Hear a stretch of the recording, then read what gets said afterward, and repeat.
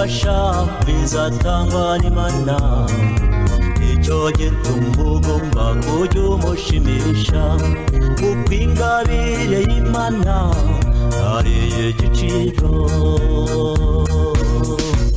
Imana ibona ko atari byiza umugabo wawe nyine muri Edeni namusinziriza imukura mu rubavu imuremera umufasha umukwiye.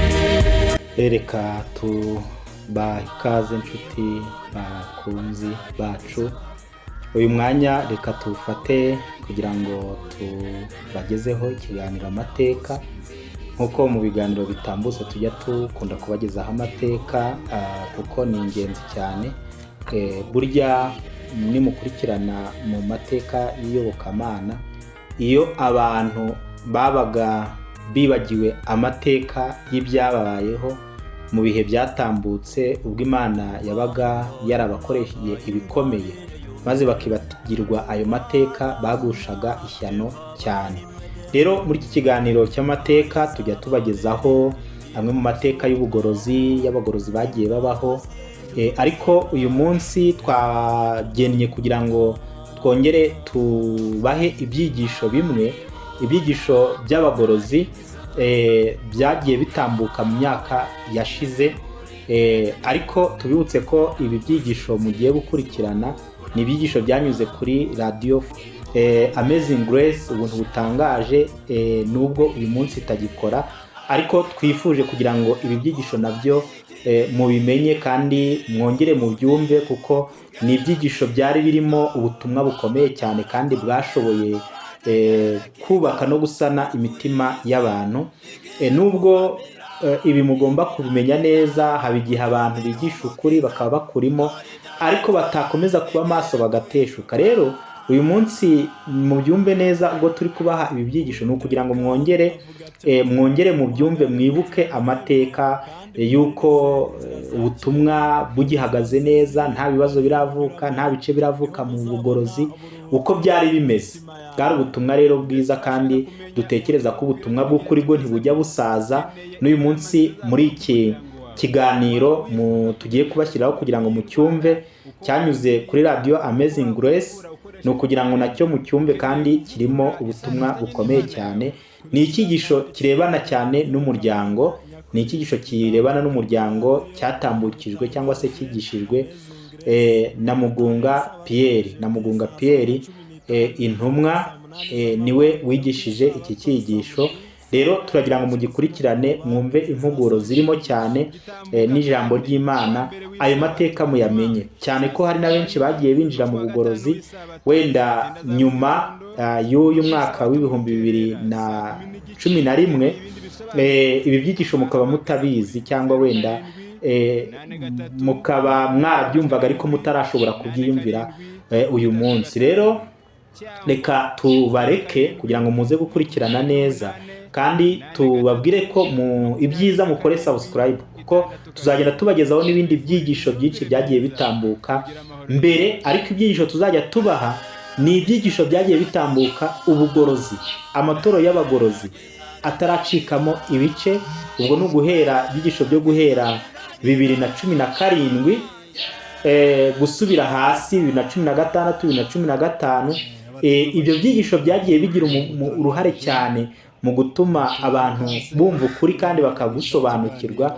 Tuzagenda tubibagarurira kugira ngo n'ayo mateka nibura mugende muyamenye, kandi tunabibutse ko mu gihe kiri imbere tuzabazanira n'abandi bantu bazi amateka neza y'ukuntu ubugorozi bwatangiye muri iki gihe cyacu, uko bwatangiye, inkomyi zari zirimo, ibyo bagororaga, kugira ngo abantu bongere bazirikane cyane urufatiro bari bubatseho igihe bahagurukaga. Noneho habeho kongera gusuzuma, maze mwibaze cyangwa twibaze ngo ese ibi aba bagororaga uyu munsi byaba bikigishwa cyangwa abantu bakibihagazeho?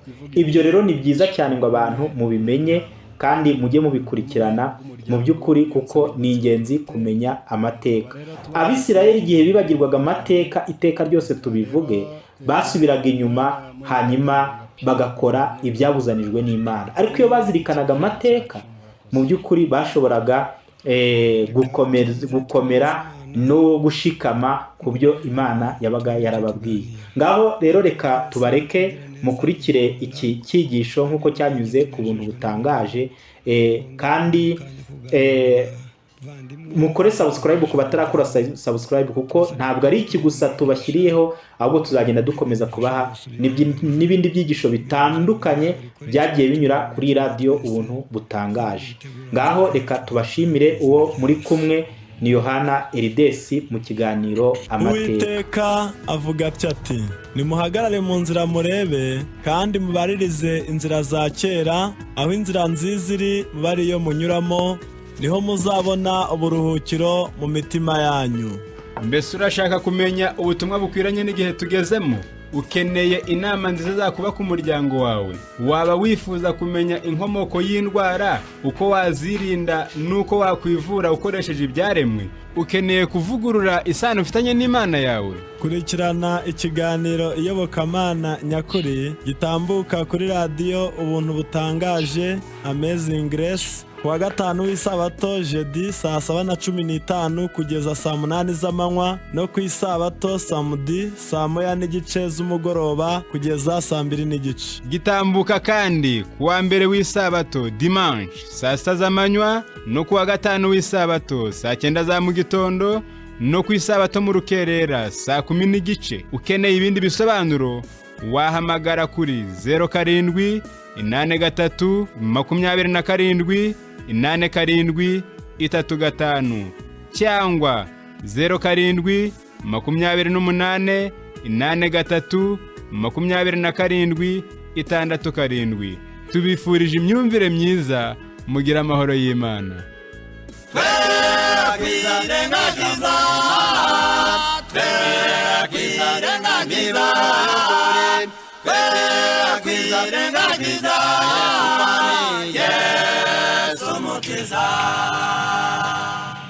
Abateze amatwi radio ubuntu butangaje, tubaye ikaze muri wa mwanya mwiza w'ikiganiro Iyobokamana Nyakuri.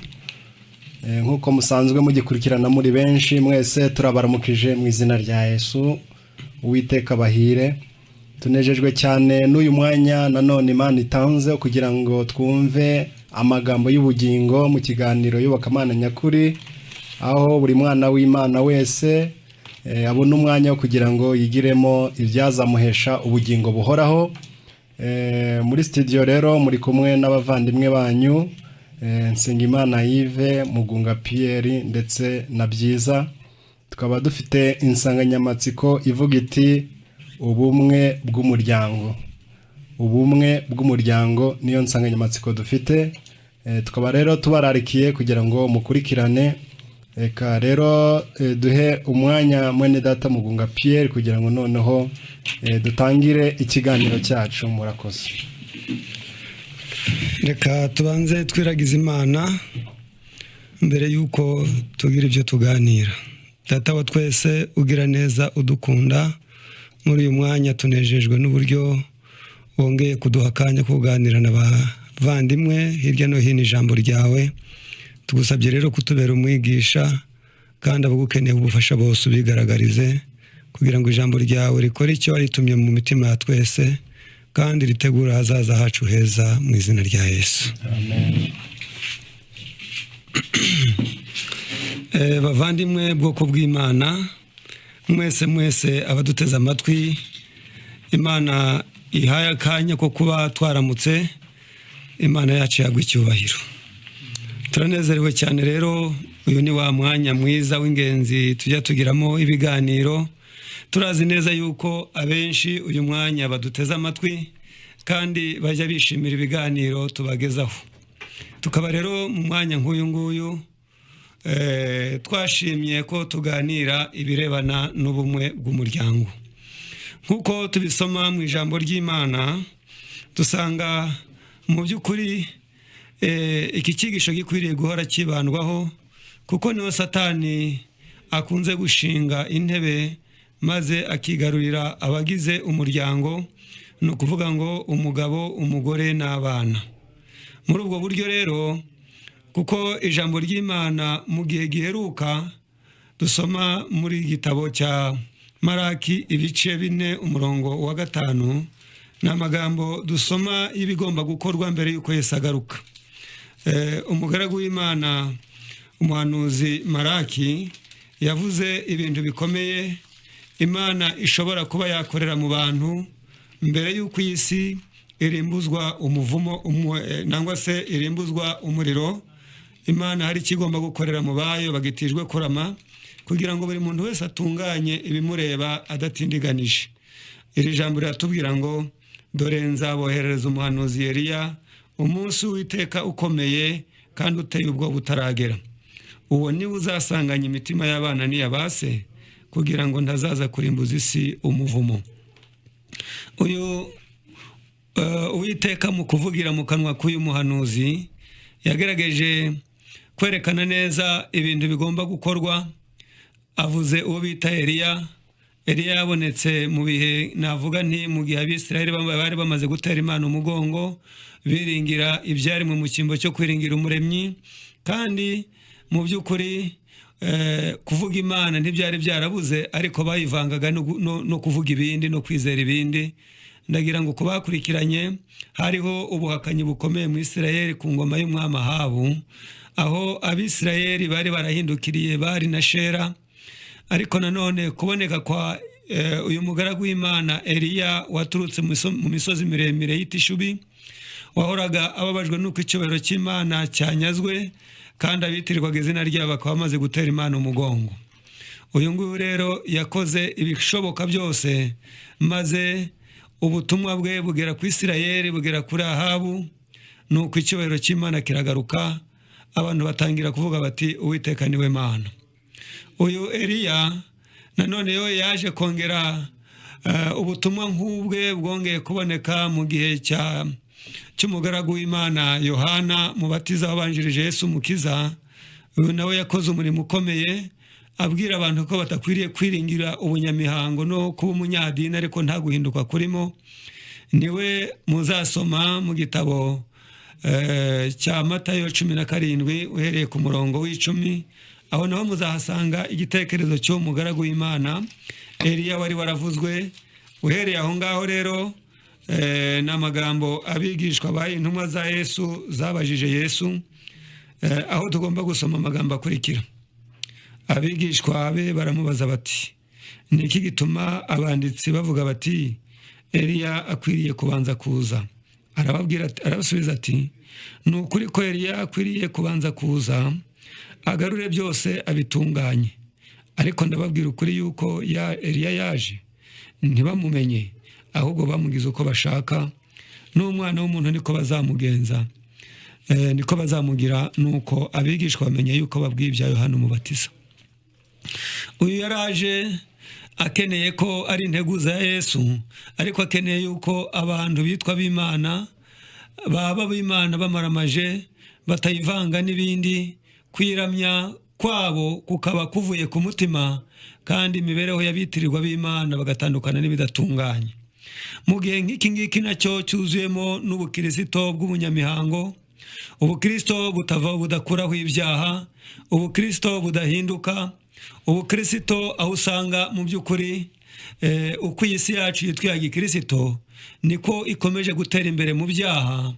Urasanga ibyaha by'uburyo bwose ibitabo bitubwira neza yuko uwagira ngo bikorwe n'abadasenga ubu tuba twibereye mu mudendezo, ndetse aho duturiye hakaba hari paradizo, kuko ari abasambanyi ubabona mu basenga, abajura ubabona mu basenga, abanga babo ukababona mu basenga, abagambanyi ukabona mu basenga, abarozi, abicanyi, ndetse n'ababeshyera abandi. Wagira ngo ibyo byose ibyo byatuvuze bibarirwa mu bantu badasenga.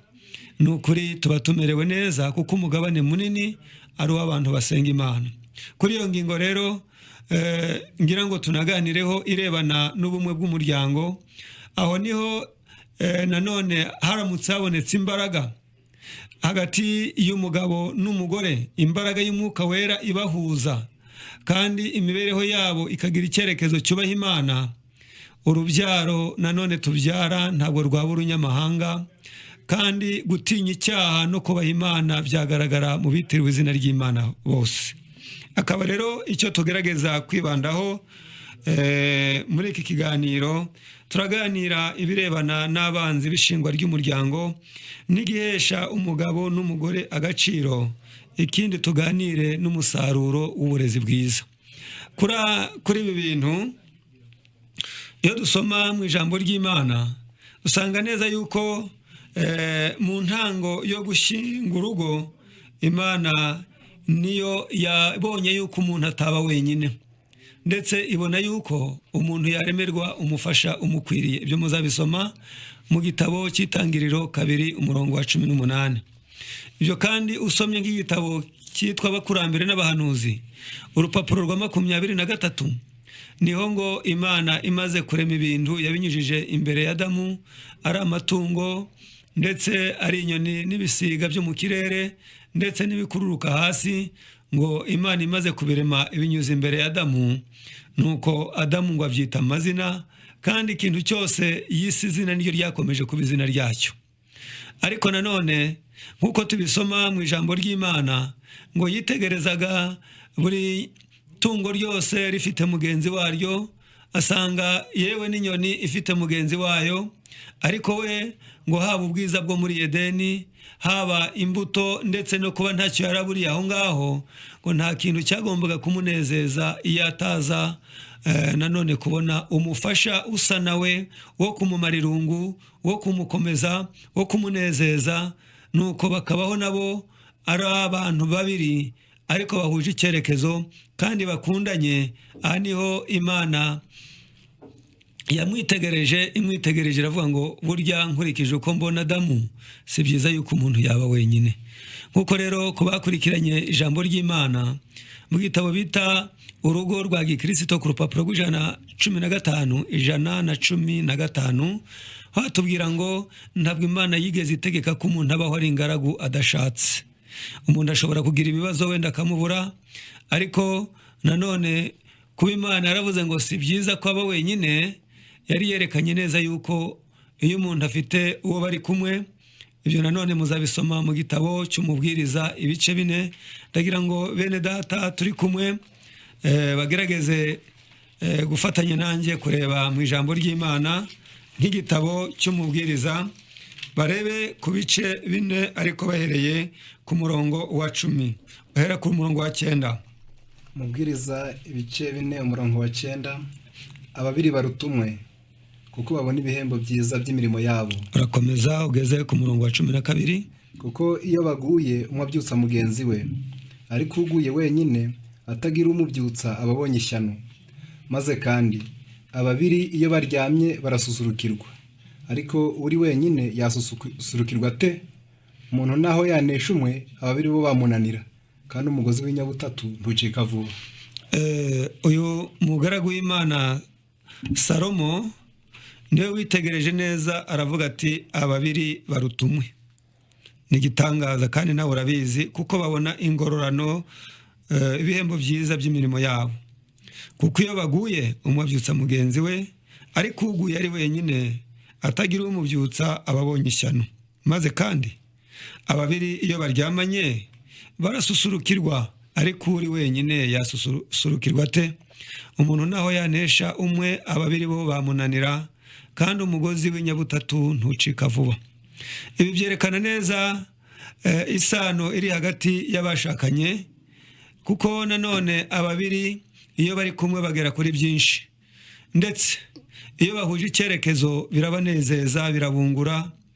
Ikindi gikurikiyeho ngo umugozi w'inyabutatu ni iki se bishatse kutubwira?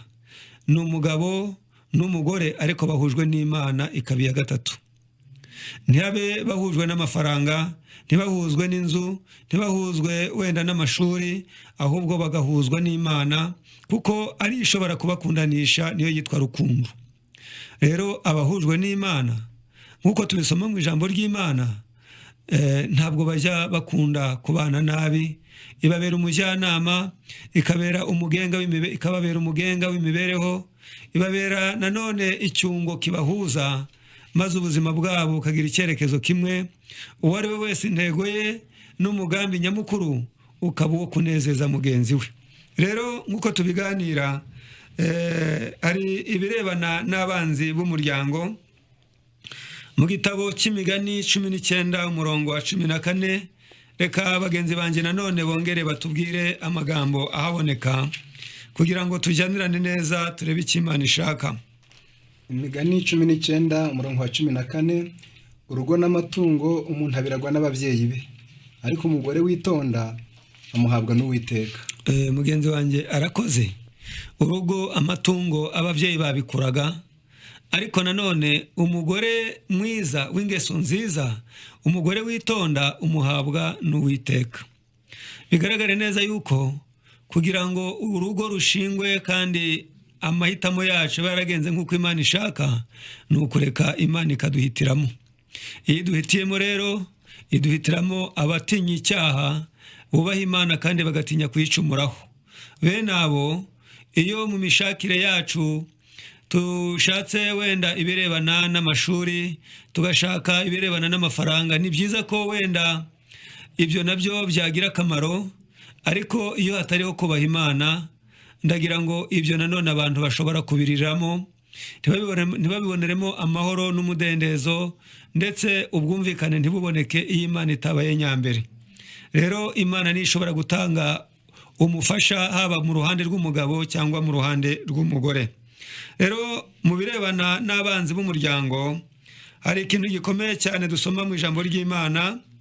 Icyo tubona kibanze ni uko Imana itajigirwa nyambere, abantu bagakururwa n'uburanga bw'inyuma gusa, maze hakabaho ibyo bita kutamenyana neza n'uwo mugiye gushingana urugo. Ibyo nanone mu gitabo cyitwa Amabanga y'Urukundo, Secret de l'amour, urupapuro rwa 227, yavuze ko mu ngo zishingwa muri iki gihe 62% n'2% bashingirwa ari kugira ngo nabo bigirire iwabo aho babarizwa, be kujya barebwa nk'abasore babereye aho ngaho nta derese. Ariko nanone 90% muri bene abo ngabo babona ko bibeshye nyuma y'imyaka 3, bibeshye mu bo bashakanye nabo. Umukobwa ashobora kuvuga ati ko ntabizi, sinarinzi yuko ukunguko ari kumeze. Iyo amaseka yabanje mu irambagizanya ryabo, iyo nanone kugaragaza ineza abantu batari bihishurana uko bari, ibyo ngibyo umuntu yumva ko ibyo birabagirana nk'izahabu. Ariko nanone iyo habayeho igihe gitinze gato, aho umusore ari bwigaragaza uko ari, ingeso ze, ndetse n'umukobwa kagaragaza nanone uko ari atihisha, wagira ngo abantu bose uko bajya baganira nabo barambagiza urwo rukundo no guseka no kwanga kugaragaza imico mibi. Muri ibyo bihe wagira ngo bikomeze kuzageza ku gusaza kwabo, kwigengesera gukomeza kubaho. Uyu munsi wa none abantu baba bahagaze neza. Ibyo rero bitubwira ngo nyuma y'imyaka 3 bene abo bantu babona yuko bibeshye, maze kandi bigakomeza bitubwira ko ni 90% nyuma y'imyaka 10 baba bamaze gutandukana, ubwo bakagatanya. Ibyo nibyo bita divorce, bitewe nuko nanone babonye yuko kubana kwabo kudashobora kuzabageza ku cyiza. Ibyo rero nanone bikatwereka neza yuko 86% bashobora kubana ariko mu bwenge bwabo baratandukanye. Dore ko yuko dore mbabwire neza yuko ibitabo bikomeza kutubwira ko ari uburyo bugera wenda kuri 5 bwo gutandukana, ariko abantu bakaba batandukanye batarigeze buri wese abana n'undi mu nzu basangirira ku meza amwe. Ariko nanone akaba hari ibyo bita gutandukana mu ntekerezo. Ibyo nanone bashobora kuganira, atizana ibyo kurya akabizana, ndati si urajya hehe, akamubwira ati ngiye ahangaha, nta nama, yewe nta mugambi, nta cyerekezo. Abantu bagatandukana mu bwenge, ariko nanone bahora babyarana, ariko ababa bahagushirije ishano ni abana bavuka kuri abo babyeyi nabo babana ariko mu bwenge baratandukanye. Ibitabo bitubwira neza ngo mu biganiro byabo bagarukira mu cyumba kibanza nk'uko umuntu yasura mugenzi we akagarukira muri saro, no kumubwira no kuvuga ngo bashobora kuganira ariko nanone ntibagere ku magambo yabo ya nyuma nangwa se kuriri ku mutima ryose ngo we bariganira, ahubwo umuntu agirayo yizigamira akagira n'ayabwira umufasha we cyangwa umutware we. Ibyo ngibyo rero nabyo bikaba kuri benshi abangaba ngo mu bwenge bwabo baba baratandukanye, nubwo babana munsi y'igisenge kimwe cy'inzu ariko mu byifuzo byabo nta wifuriza undi ibyiza, ku buryo urupfu rwahitana rwaba ruruhuye usigaye rukaba ruje ari nk'igisubizo cy'ibyo mugenzi we yashakaga. Byatewe nuko amahitamo yabo yagarukiye ku gitera cy'inyuma, nuko ni ku buranga bw'inyuma, n'amashuri, n'amafaranga, n'inzu n'ibindi. Noneho muri ubwo buryo akaba mu ntango yo gushakana k'umusore n'inkumi, abantu bitaye kuri ibyo, yajya kumureba kumurambagiza ati ariko ntabwo namwitesha, yarize, ari namusuye nsanga afite inzu, namubonye nanone nsanga ni umushoferi, abona amafaranga ya buri munsi. Ibyo ni ingenzi koko, ariko ntabwo biri ku mwanya w'imbere, nubwo nabyo bishobora kugira uruhare mu gutunganya no kuboneza no kurangiza ibibazo by'imuhira, ariko ntabwo bishobora kugirana isano n'umutima wubaha Imana, umutima ushyira mu gaciro, umutima wumvira ibyo Imana yategetse. Rero nk'uko tubiganiraho mu gitabo cy'imigani ibice 9 umurongo wa 13, aho naho turagerageza gusa naho dusoma amagambo yavuzwe na Dawidi. Ibice 9 imigani umurongo n'uwa 13 iravuze ngo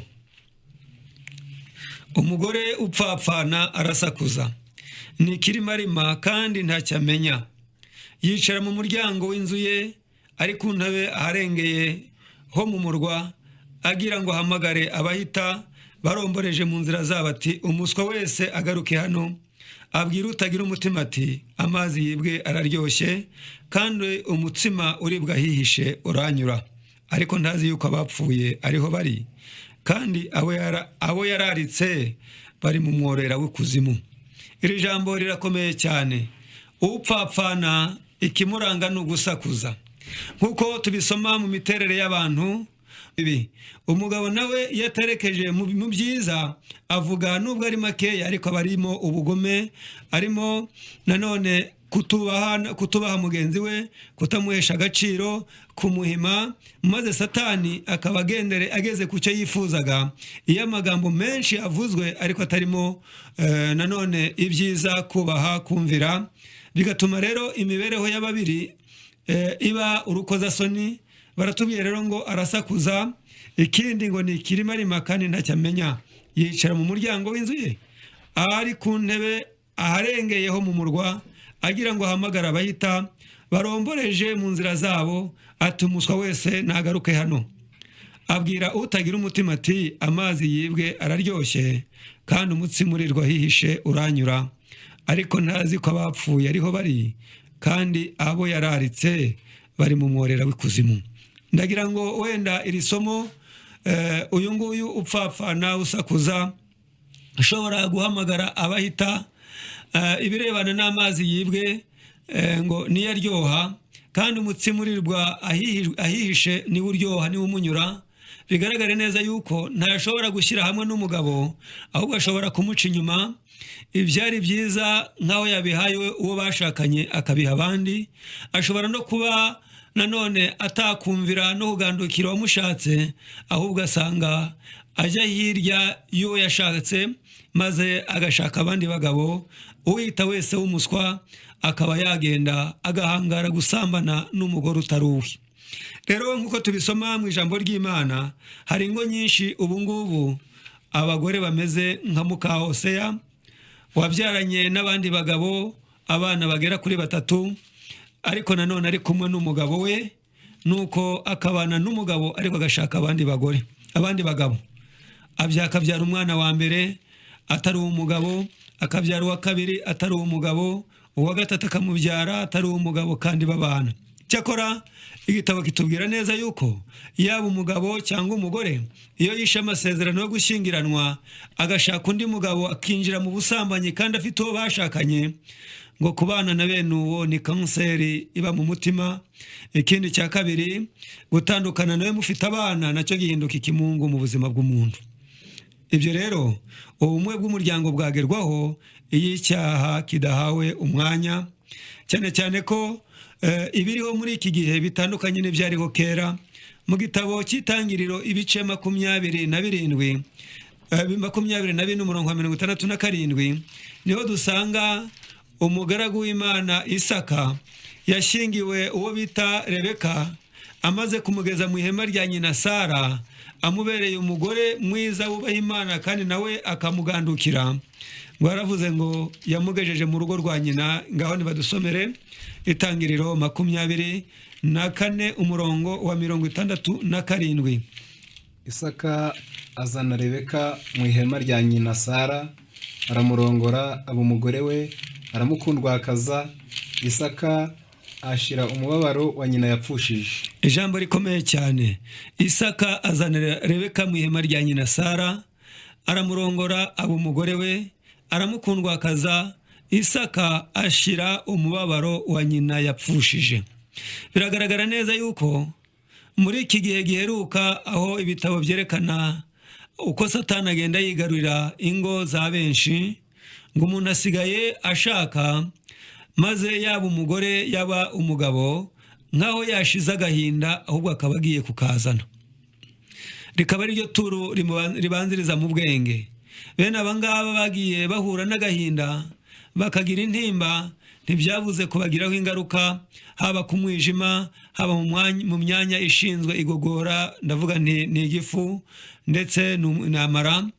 N'umwijima ugakorwaho, abenshi nabo bagacika umugongo kubw'agahinda n'intimba. Umutima, indwara y'umutima nayo ikikubitamo, bitewe nuko uwo akagombye kuruhukiraho niwe ukuruhije. Rero ibyo nanone bitubwira neza yuko ku bantu benshi mu buzima bwabo bwa buri munsi, iyo hatariho kutinjiranamo ngo bagire icyerekezo kimwe nk'umuntu umwe, mu byo bavugana bose byose ntacyo bageraho, ngo bameze nk'abana bakina umukino wo kwihishanya. Ikindi, ntawe ubwiza mugenzi w'ukuri kose, buri wese afite aho agarukira igihe avugana na mugenzi we.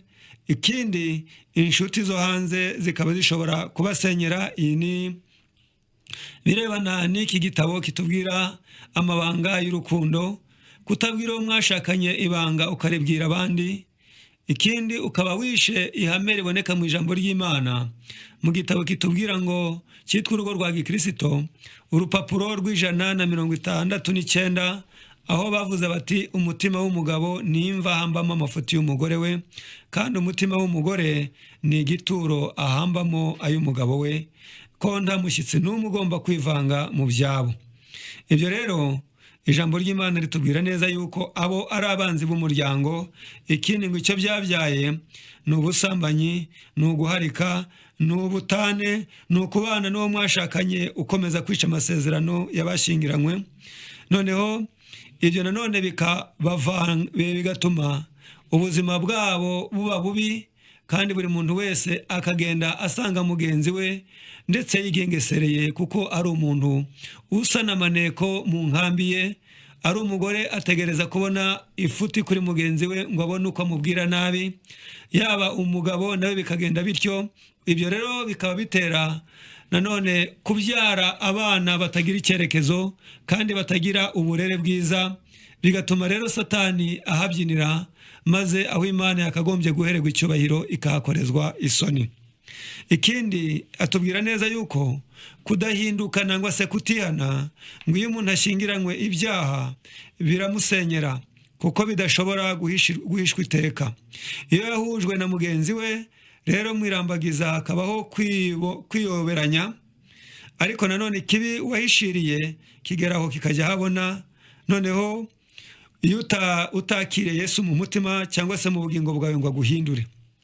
Ni benshi nk'abasore bajya kurambagiza abakobwa, bakababwira bati ntabwo rwose mu buzima bwanjye sinigeze nsambana, ariko yamara kugeza umugeni we imuhira ugasanga mucyuriyeho n'umwana yabyaye ahandi.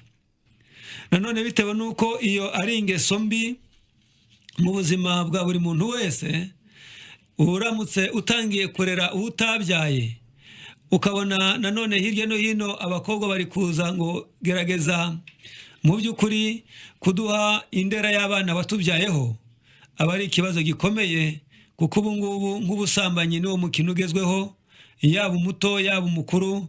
Urasanga iki cyaha abantu batakigitinya, ahubwo baragishakiye uburyo cyagerageza gutera imbere. Ibyo byagiye bituma nanone uwari ugiye ngo asanze umusore w'isugi, erega ntabwo umukobwa ari ukwiriye kuba isugi wenyine ngo umusore asigare nawe aba yaragiye mu birebana n'uburara bw'ubusambanyi. Nubwo adatwara inda, ariko ijuru rimubara nk'umusambanyi utari isugi. Birakwiriye kwabaho kwirinda kwa bombi. Ikindi kandi kigoranye abanzi b'umuryango ni igihe abantu bahujwe n'icyaha cy'ubusambanyi, maze bagashyingiranwa barateranya amada. Ubwo umusore ateye inda umukobwa, ibyo rero yabura uko abigenza akamushyingirwa, kuko batahujwe n'urukundo ruvuye ku Mana. Bizabatera iteka ryose gushidikanyana, ku buryo uzagiraho atinda atari imuhira azibwira neza yuko ngo nk'uko yamufashe bagasambana mbere yuko bashyingiranwa, n'ahandi yaba yagiye byaba ari uko nguko. Ku ruhande rw'umusore nangwa se rw'umugabo, nawe ashobora kubona umugore ahagararanye n'abandi bagabo, akibwira ngo ubwo twahuye akanyemerera, n'abandi bishobora kuba biri kugenda bityo. Ugasanga rero ijambo ry'Imana riratubwira neza yuko umugore uboneshejwe no kwica amategeko y'Imana nangwa no kwica amahame yera y'ukuri kw'ijambo ry'Imana ntashobora kuguhesha umunezero, kuko nta mahoro abonekera mu kunyura mu nzira zabuzanijwe. Ikindi rero twabonye ikibi wagiye uhishira kera kigeraho kikajya habona kikagutamaza, kuko nanone iyo hatariho guhinduka, ibitabo bitubwira neza ngo umugabo ntaho umugore w'agaciro, kandi ntiyita ku byamuhesha inyungu, amufata uko yiboneye atazi ko ari kurimbura umunezero we n'uw'umuryango we. Nanone umugore agacika intege, ibyiringiro n'urugwiro bikamuvamo, agakora imirimo ye nk'imashini kuko ari ngombwa. Aya magambo muzasanga mu bihamya umugabane wa mbere, urupapuro rw'116. Ariko umugabane wa gatatu, urupapuro rw'115 haratubwira ngo hari n'abagabo baberaho ngaho batashobora gushima abagore babo igihe babakoreye ibyiza. Niba azanye ibyo kurya ntamushimira ibyo yakoze, dore ko ibitabo bitubwira neza yuko abagabo bashobora kuba bafite nk'amajwi arenga 3, akagira ijwi ry'abaturanyi, akagira ijwi ryo mu rusengero, akagira n'ijwi ryo mu rugo, ariko rya rindi ririmo ikizizi, ririmo umujinya, ririmo nanone kutishimira mugenzi we. Ayo majwi akaba ashobora kurangwa kugaragarira ku mugabo wese waba utubaha Imana. Atubwira neza yuko iyo adashimira mugenzi w'ibyo yamukoreye, ngo ntamubwire ngo wakoze, wenda yahishije azanye ibyo kurya byiza, nyuma yo kubirya ati mujyane isahani yanyu, munkure ibintu imbere, aya meza nimuhatunganye. Nta kuvuga ngo urakoze guteka, uwabitetse yaguye agacuho, kandi niwe yabitunganirizaga, nubwo nawe yaba ari bubirye, ariko yinjiye mu gikoni agendereye kugutegurira ibyakunezeza. Ngo iyo mubyeyi ibyo ahora asonzeye gushimirwa ibyiza yakoze ntabibone, ngo bimutera agahinda, bigatuma kuri benshi ngo bazajya bapfa bakenyutse, maze abagabo babona ko bapfushije ababo, ngo bagatangira bakavuga ngo Imana yanyatse umugore wangiriraga neza. Ngo ariko batazi neza yuko urwo rupfu ruje imburagihe ari umugabo waruteye, kuko atigeze ashimira mugenzi w'ibyiza yamukoreye. Bavandimwe, twinjiye ku birebana wenda n'ibishobora kutuzanira ubumwe, ijambo ry'Imana ritubwira neza yuko umugabo ikimuhesha agaciro ni ukubanza gutunga Imana mu bugingo bwe. Noneho n'umugore yatunga Imana mu bugingo bwe, bibatera kwicisha bugufi no kwiyoroshya, bibatera kumvikana mu buryo nanone butabererekera satani, kandi nk'uko twagerageje kubibabwira, nk'uko ubutane ari bwinshi, abantu bashobora gutana nk'uko nabanje kubibabwira, abandi bagatana mu birebana n'umutungo, umugore akamenya uko ahisha utwe, n'umugabo akamenya utwo ahemba umugore ntatumenye, ayakorera buri munsi mugenzi we ntayamenye. Byakomeza kumera bityo, nibyo bita divorce financière. Ubwo umugabo akaba adashobora kumenya ikinjiye mu rugo, ariko ku ijambo ry'Imana ritubwira neza yuko ubumwe bushobora kugerwaho ari uko nabo babaye umwe. Ni ukuvuga ngo ijambo ry'Imana tubwira ngo bituma batakiri babiri, ahubwo baba ari umubiri umwe. Ntawe ushobora gukorera amafaranga ngo ayishe mugenzi we, nimara ayapangire ayagirire gahunda uwo bashakanye atabizi. Waba ari umushahara muto cyangwa munini, nta mugabo ukwiriye guhisha uwo bashakanye, niba atari umujura, niba atari umwambuzi, niba atari umusahuzi. Birakwiriye ko ibyinjiye mu rugo buri wese abimenya, kandi bigapangirwa mu buryo nanone butagiye ku ruhande. Ni ukuvuga ngo Imana yabahaye imbaraga zo kugira ibyo baronka, babanze bamenye neza yuko ari ikwiriye icyubahiro kibanze, bakayisaba rero ubuyobozi mu igengamari, ibyatuma ihabwa icyubahiro n'ibyatuma umuryango utera imbere. Iyo rero uyishe kaba ari agaceri gato nubwo kaba ari akatanu, kakaba kinjiye mu rugo rwanyu kagashyira ku ruhande, akaba ari umushahara ukorera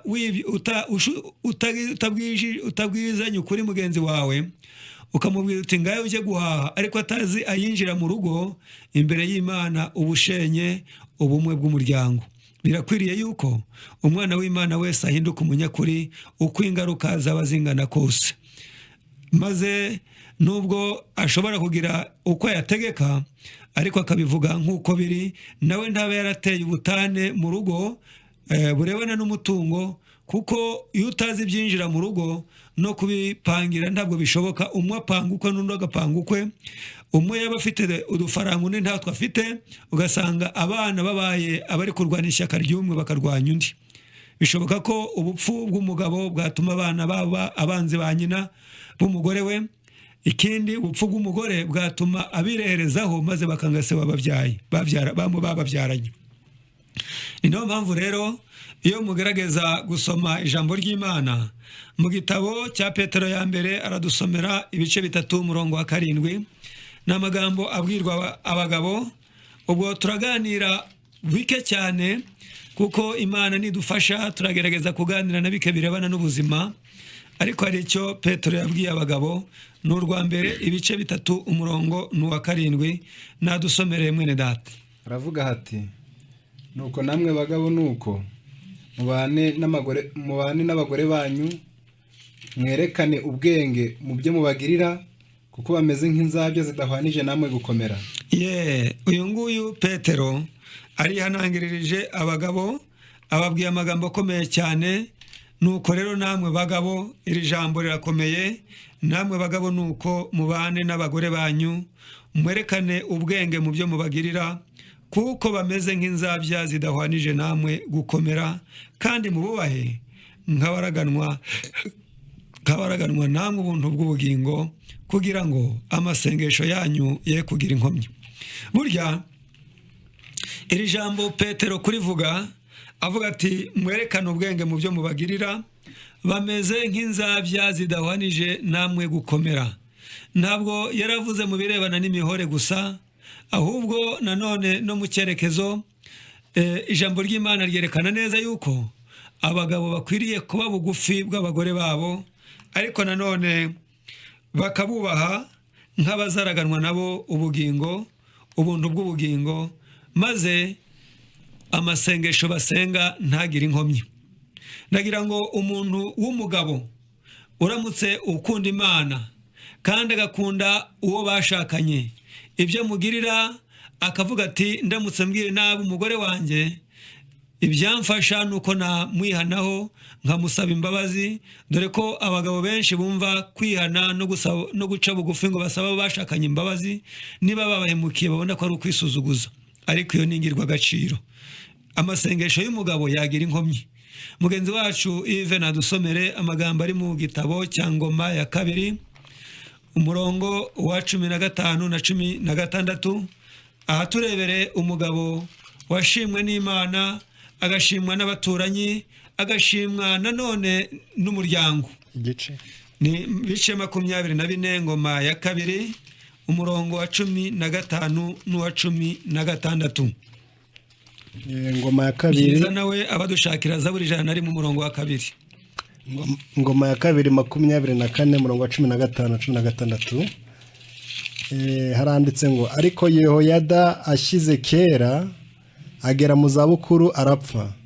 Ubwo yapfaga yari amaze imyaka 130 avutse. 16 bamuhamba mu mudugudu wa Dawidi hamwe n'abami kuko yakoze ibyiza mu Bisirayeli no ku Mana no ku nzu ye. Uyu mugabo bita Yehoyada umutambyi yarashaje ageze mu zabukuru, ariko ikintu gikomeye nubwo abami bari bafite aho bahambwa, hari icyatumye nawe bamuhamba mu mva z'abami kandi atariwe. Ngo impamvu nuko yakoze ibyiza mu Bisirayeli, akabikora ku Mana, akabikora no ku nzu ye. Ese nawe urabona mu by'ukuri ahari umugore wawe ashobora kugusinyira ikibari kijya mu ijuru? Ese umugabo wawe yewe mugore nawe yavuga ati uyu nguyu yakoze ibyiza mu baturanyi, abikora ku Mana, abikora no ku nzu ye? Abana bacu bashobora nanone kubona ko twakoze ibyiza mu muryango, twakora ibyiza mu baturanyi, twakora ibyiza ku Mana. Ibi byaramunejeje cyane Yehoyada.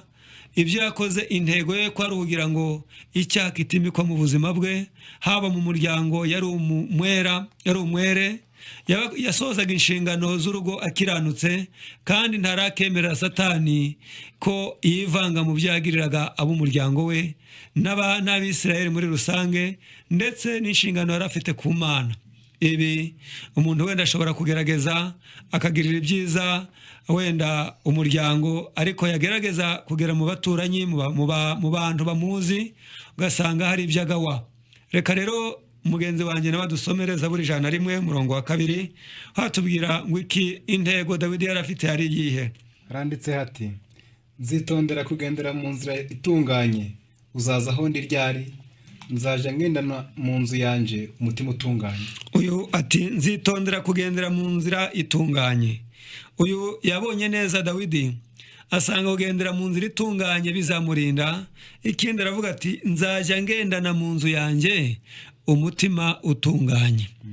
Birakomeye cyane kubona ubwira neza ukubwiye nabi ukamusubiza neza, ukwanze umukunda, gutunganiriza uwakuzambirije. Ariko uyu ni wo mwaka w'ibanze umuntu akwiriye guheramo mu muryango, kwinjirana mu nzu yawe umutima utemerera icyako kigutegeka.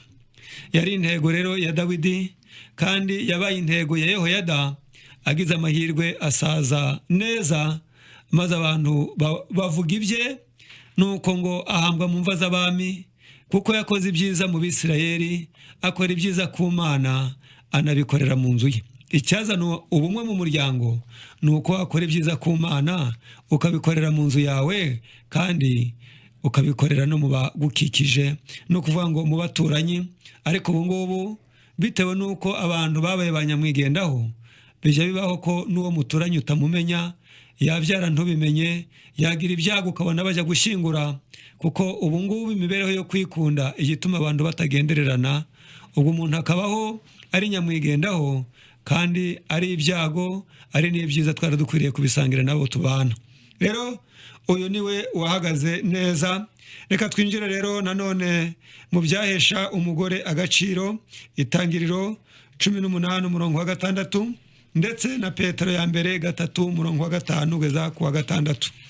Aho ngaho muhaturebere Petero ya mbere 3:5 umurongo wa 5 na 6, ni Itangiriro 18 umurongo wa 6.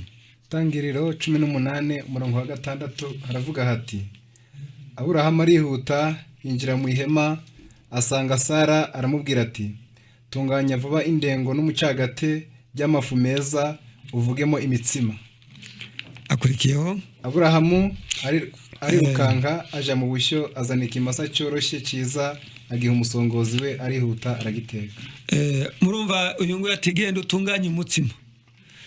Uyu nguyu yarangwaga no kumvira ndetse ibice 3 murongo wa 5 na 6 gitabo cya Petero ya mbere mugenzi wacu nadusomere. Abagore ba kera biringiraga Imana niko birimbishaga bagandukira abagabo babo nkuko Sara yumviraga Aburahamu akamwita umutware we. Namwe mu babana buwo niba mukora neza ntimugire ubwoba bubahamura. Uyu nguyu avuze amagambo akomeye cyane. Abagore bera ba kera biringiraga Imana niko birimbishaga bagandukira abagabo babo nkuko Sara yumviraga Aburahamu akamwita umutware we. Namwe muri abana buwo niba mukora neza, ubwo muri abana b'Aburahamu niba mukora neza ntimugire ubwoba bubahamura. Uyu nguyu rero yumviraga Aburahamu ndetse akamwita umutware we. Ibyo muzabikurikirane neza mu buzima bwe bwa buri munsi. Byabaga bimugoye kumva yahemukira uwo bashakanye. Ni byinshi cyane nimusoma kino gitabo cy'itangiriro ngira ngo ibice 18 yavuze amagambo akomeye cyane. Yavuze amagambo, reka tuyasome ku murongo wa 12 ibice 18.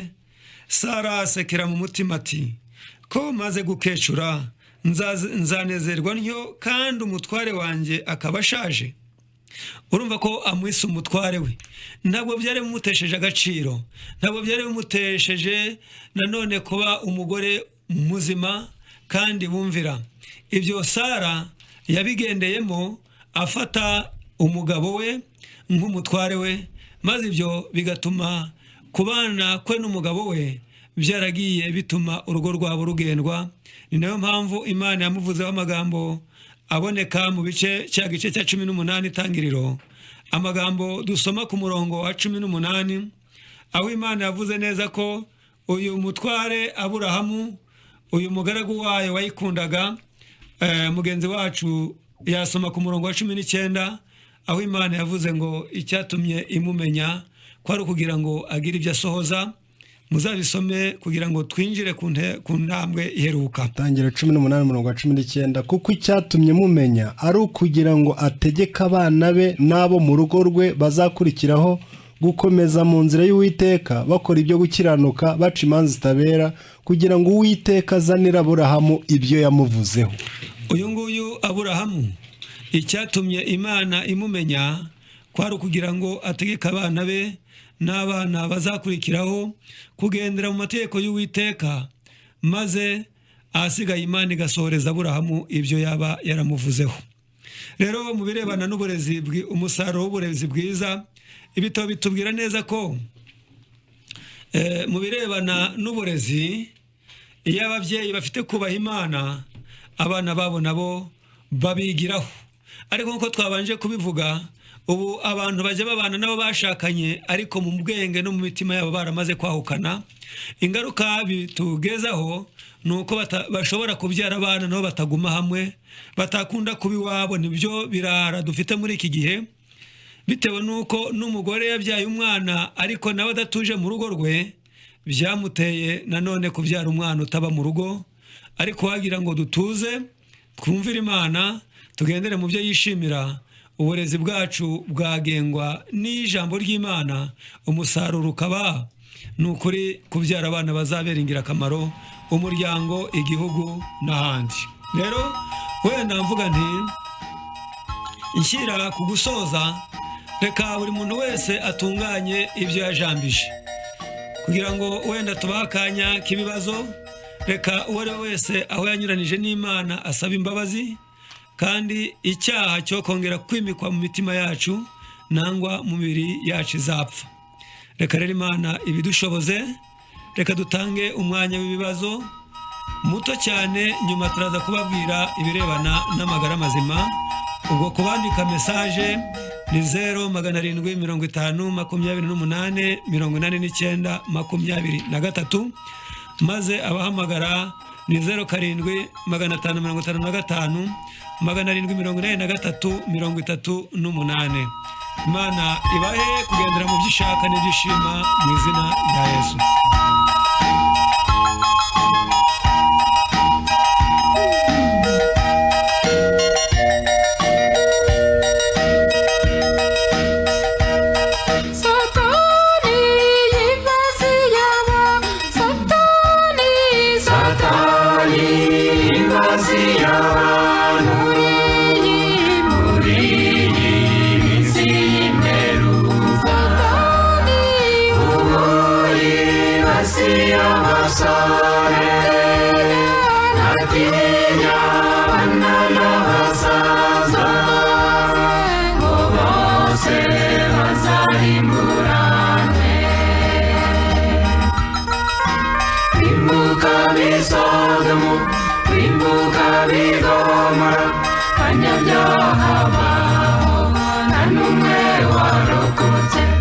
Isuzume nawe utameze nkabo maze wihane imbabazi zikiriho.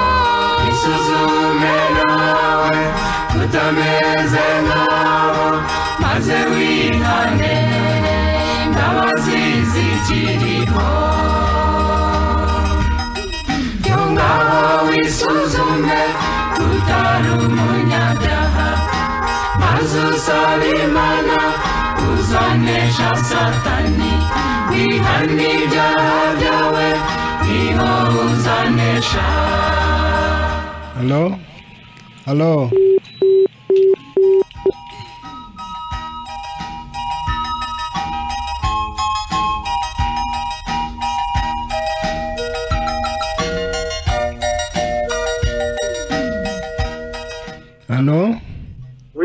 ninde urahagana he?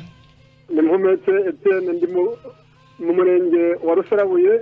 Yego mu karere ka Burera. Yego urakoze. Ni ikiganiro cyanyu maze kugitegera amatwi. Yego abashakanye iyo bakundanye, yego ntawe uca impande y'undi cyangwa ngo mukekaho ikibi.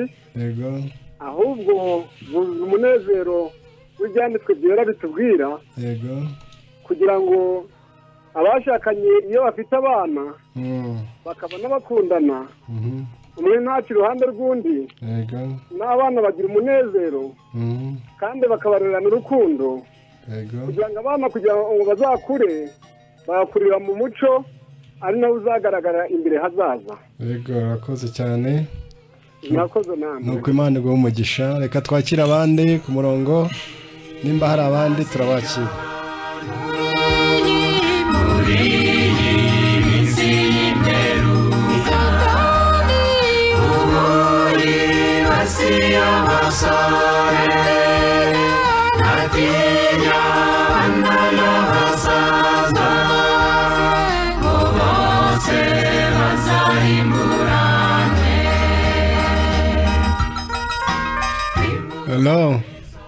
Halo Yesa himbazwe ninde uragana he? Ndi uraye neza Jean de Dieu. Yego mu ntara y'Uburasirazuba. Yego akarere ni Kirehe n'umurenge n'Impanga, akagari ni Rubaya. Kibazo cyawe inyunganizi? Ukuvuga ngo nabateze amatwi ku bw'iki kiganiro. Yego nanjye ndi umuntu wubatse urugo ariko ntabwo najyaga nkunda kuvugisha ukuri hagati yanjye n'umudamu. Yego ariko ni ukuri guhera ubu numvise iki kiganiro. Ni ukuri hari aho kimvanye hari n'aho kinjyanye. Nuko Imana ishimwe cyane. bivuze ngo guhera aka kanya. Yego hari ingamba nshya ngiye gufata hagati yanjye n'umudamu turi kumwe. Bifatanyije no gusenga no kwiringira Imana. Imana iragufasha cyane, ubishyire mu migambi. Ni ukuri rwose mujye mudusengera abantu dufite ingo tuba dufite n'ibibazo. Yego Imana izabafasha kandi izajya ibubakira. Ni ukuvugurura amasezerano mwagiranye. Imana iguhe umugisha cyane. Satani imbazi y'abantu. Halo reka dusome message batwandikiye. Undi ati mwiriwe mwihanganire mumfashe ku burwayi bw'imitsi. Undi ati bene data Uwiteka abahire, tubashimiye uburyo mukomeje kugorora iby'Imana. Imana yarakoze yo yabatoranije ngo muyibere abavugizi no gusubizaho imfatiro zayo. Murakoze. Ndi Ntezimana Alphonse, ndi mu mudugudu wa Murambo, akagari ka Mubuga, umurenge wa Miyove, akarere ka Gicumbi. Mwene data Ntezimana Alphonse, Imana iguha umugisha. Undi ati umutware wanjye na ngerageza kumwerera imbuto, ariko we ahora nshaka mu mafuti, mungira inama. Icyo twavuga kuri uyu nguyu nubwo ativuza izina, turagusaba cyane kwihangana kugira ngo kubaho kwawe ni kugerageza kumvira Imana no kugandukira umutware wawe. Abashaka ibibibo uzajye baha ibyiza kandi we gucogora. Ijambo ry'Imana ngo nubwo waba nta jambo uvuze, ariko umutima wawe wubaha Imana no kuzibukira igisa n'ikibi cyose, bizatuma ingeso zawe zongera kumureshya kugeza igihe Satani nawe impamvu atazongera kuzibona. Rero ihangane.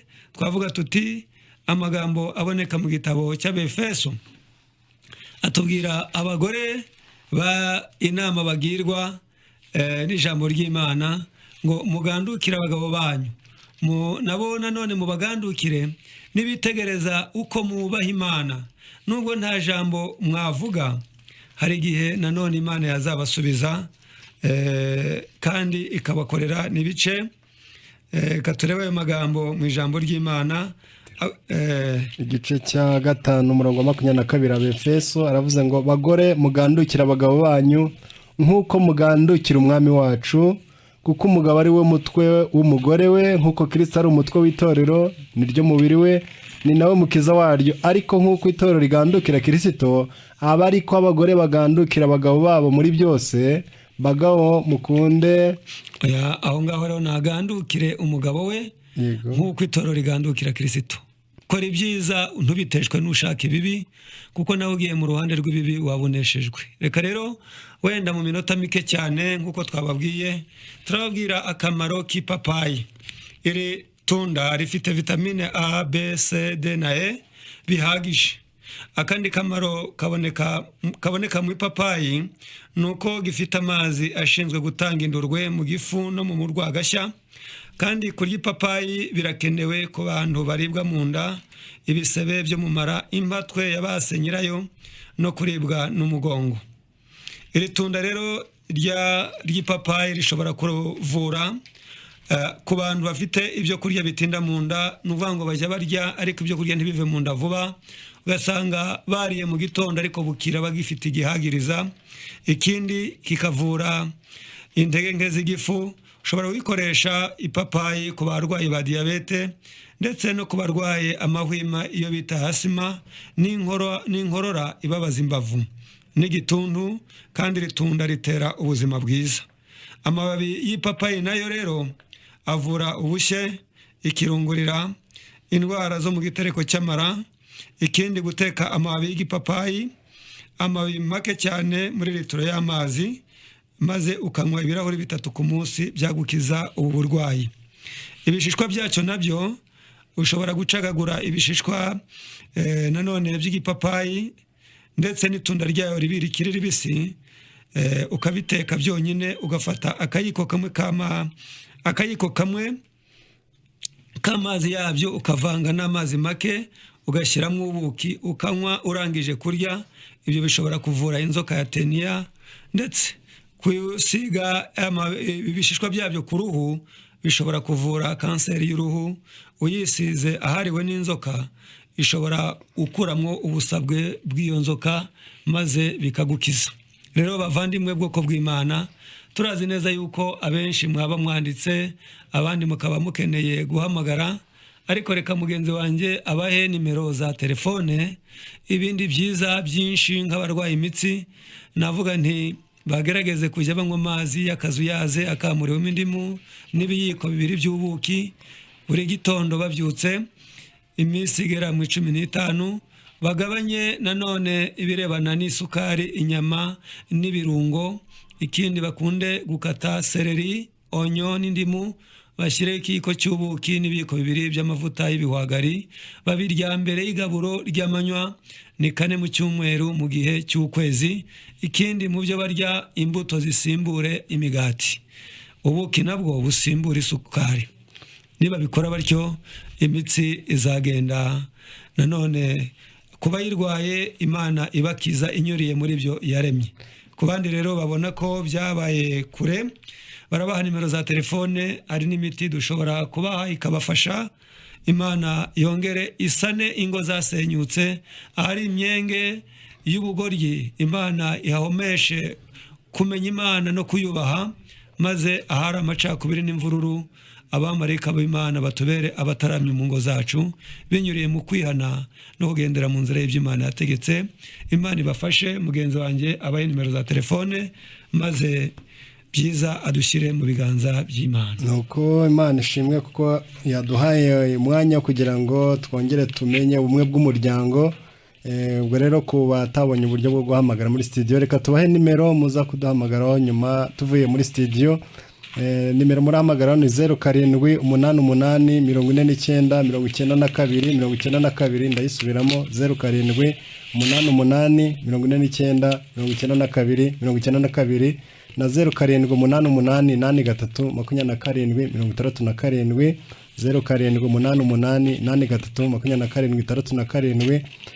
0788832767, 0788832767 na 0783051197, ndayisubiramo 0783051197. nuko mwese Imana ibarinde kandi baho umugisha.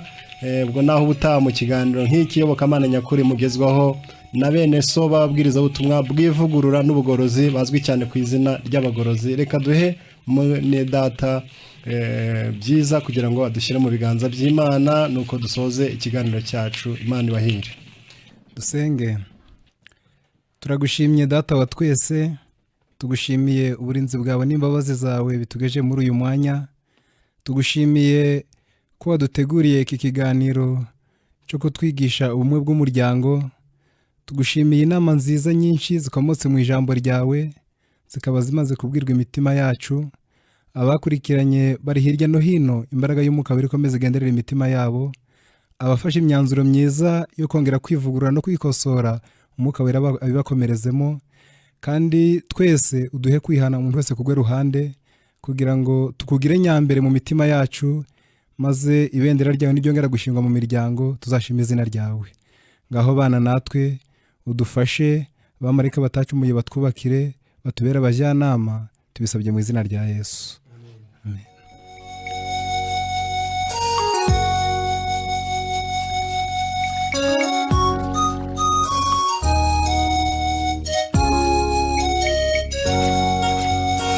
Inzuzi zuzuye nizare